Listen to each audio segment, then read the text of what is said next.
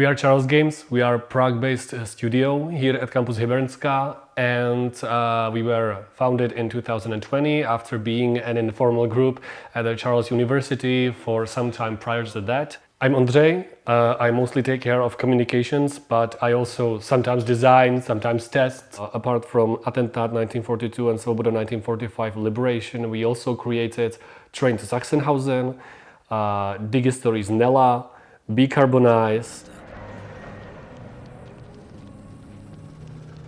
The main designer of our first two games, Vít Schisler, was interested in what games can afford, for example, in classroom, in more informal educational settings. So it was only logical when the opportunity came to try to assemble a team and create a game that would put all the ideas that are floating around that field to practice. Dědu odvedli a já jsem si nikdy nemyslel, že ho uvidím až. Social engage would be probably the thing that we try to diversify our games from the other ones.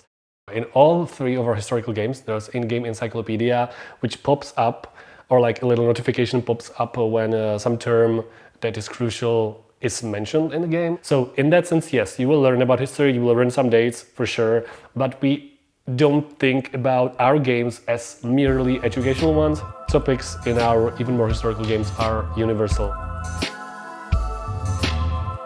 In terms of sales, obviously, the Czech one is very prominent, but we have players all around the world. Quite a lot of people from Latin America. The game we are currently most invested in is the game that is currently unnamed for the World Childhood Museum in Sarajevo, which will be showing the impacts of war and armed conflicts on children. The big topic in the game is peacekeeping, and also we hope the game could also serve as a sort of message to the children affected by the wars everywhere in the world, that they are not alone in this.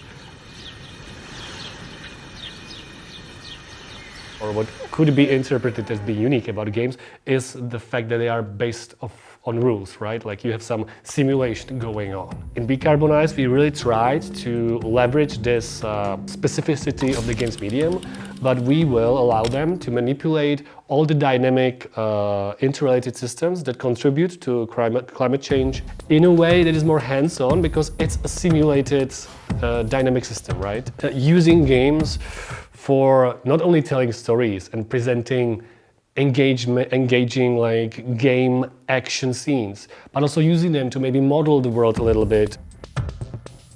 We will be advancing further and further as we create more projects.